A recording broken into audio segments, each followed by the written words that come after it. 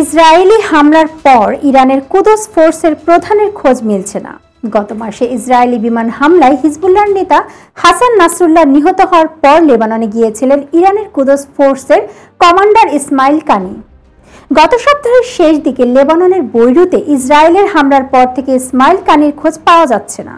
ইরানের দুজন জ্যেষ্ঠ নিরাপত্তা কর্মকর্তা বার্তা সংস্থা রয়টার্সকে এই তথ্য জানিয়েছেন। ইরানের এক কর্মকর্তা বলেছেন, লেবাননের শিয়াপন্থী রাজনৈতিক দল ও সশস্ত্র সংগঠন হিজবুল্লাহর জ্যেষ্ঠ কর্মকর্তা হাসেম শাফিউদ্দিনকে নিশানা করে ইসরায়েলের চালানো হামলায় সময় ইসমাইল কানি বৈরুতের দক্ষিণের শহরতলি দাহিয়েতে ছিলেন। তবে এই ইরানি কর্মকর্তা দাবি করেন, হামলার সময় শাফিউদ্দিনের সঙ্গে ইসমাইল কানি বৈঠক করছিলেন না। হিজবুল্লাহর এক কর্মকর্তা বলেন, গত বৃহস্পতিবার বৈরুতের দক্ষিণের শহরতলি দাহিয়েতে বোমা হামলা চালায় ইসরায়েল। এই হামলার পর তারা শাফিউদ্দিনের খোঁজে যে এলাকাটিতে তল্লাশি চালাবেন তা সম্ভব হচ্ছে না, কারণ ইসরায়েল সেই সুযোগ তাদের দিচ্ছে না।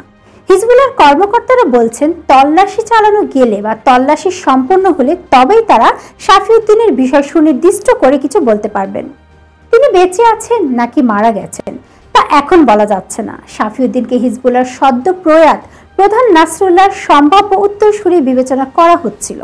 নাসরুল্লাহ গত 27 সেপ্টেম্বর দাহিয়েতে ইসরায়েলি বিমান হামলায় নিহত হন। ইরানি কর্মকর্তারা বলেছেন, ইরান ও হিজবুল্লাহ কোনো পক্ষই ইসমাইল কানির সঙ্গে যোগাযোগ করতে পারছে না। 2020 সালে ইরাকের রাজধানী বাগদাদে মার্কিন ড্রোন হামলায় কুদস ফোর্সের তৎকালীন প্রধান কাশেম সোলাইমানি নিহত হন।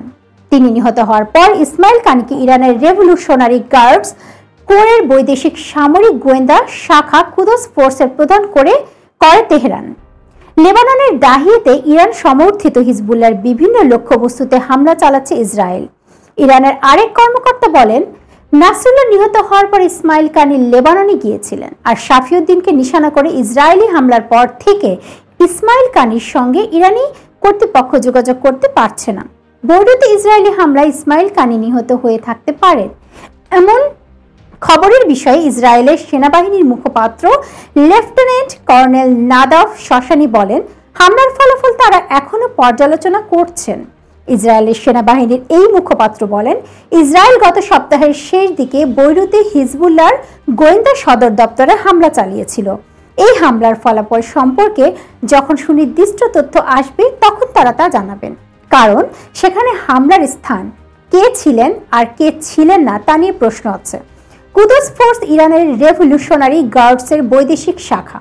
এই শাখা মধ্যপ্রাচ্য জুড়ে ইরানপন্থী সশস্ত্র গোষ্ঠীগুলোর সঙ্গে কাজ করে। গত 27 সেপ্টেম্বর ইসরায়েলি হামলায় নাসরুল্লাহর সঙ্গে ইরানের রেভলিউশনারি গার্ডসের কমান্ডার ব্রিগেডিয়ার জেনারেল আব্বাস নীল ফরুশানও নিহত হন। ধন্যবাদ।